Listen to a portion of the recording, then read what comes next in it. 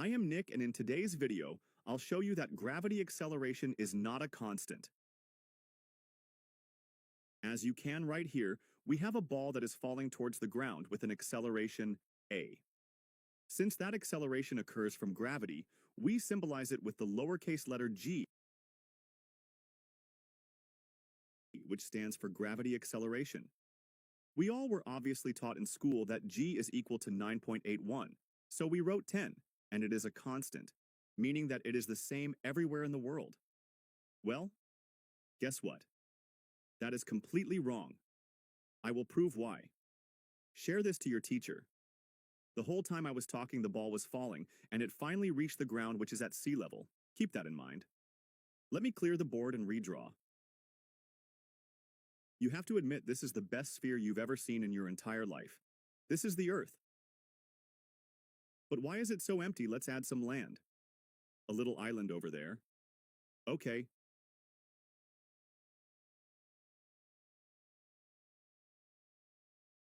This is our ball from before.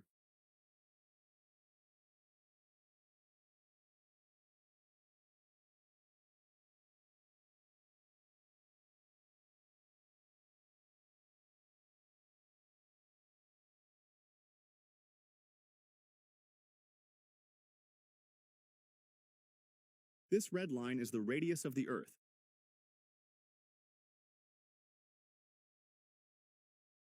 R, which is the distance between the center of the Earth and the sea surface.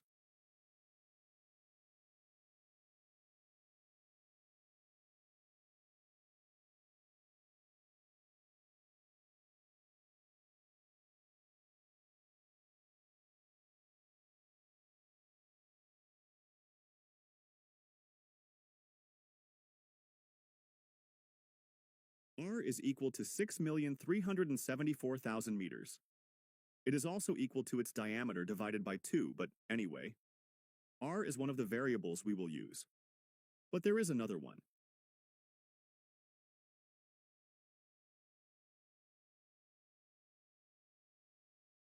Earth has a mass.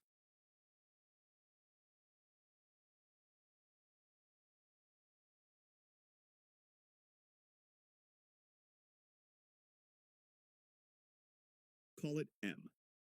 M is equal to 5.972 multiplied by 10 to the power of 24 kilograms. Let me square that too.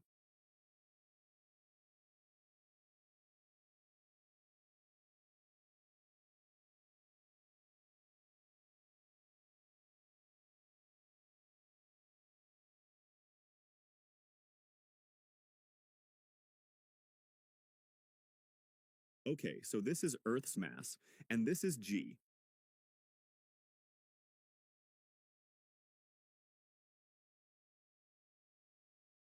Which stands for gravitational constant.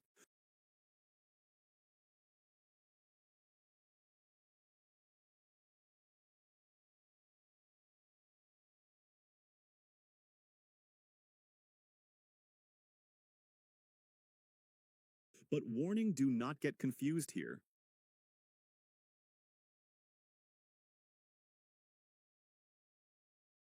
Uppercase, g is not equal to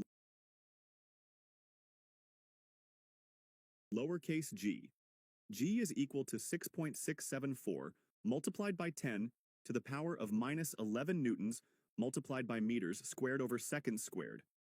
Do not forget that the ball has a mass m.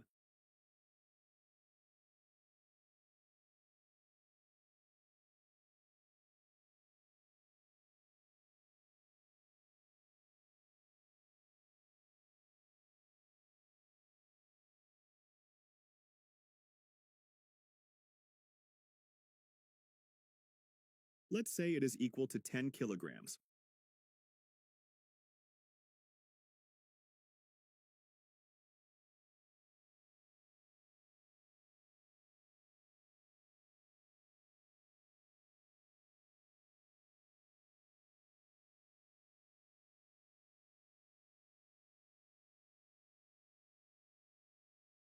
Let me clear the board once again so there is space for the equation.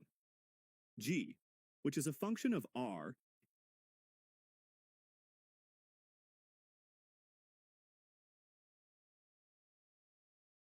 is equal to the gravitational constant multiplied by the mass of the Earth plus the mass of the ball divided by r squared. There is one more parameter.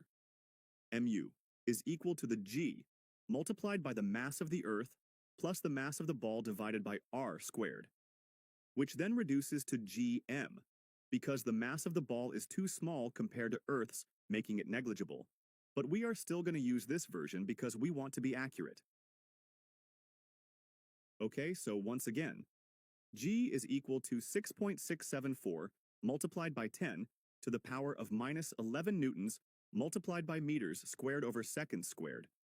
M is equal to 5.972 multiplied by 10 to the power of minus 11 newtons multiplied by meters squared over seconds, squared by 10 to the power of 24 kilograms.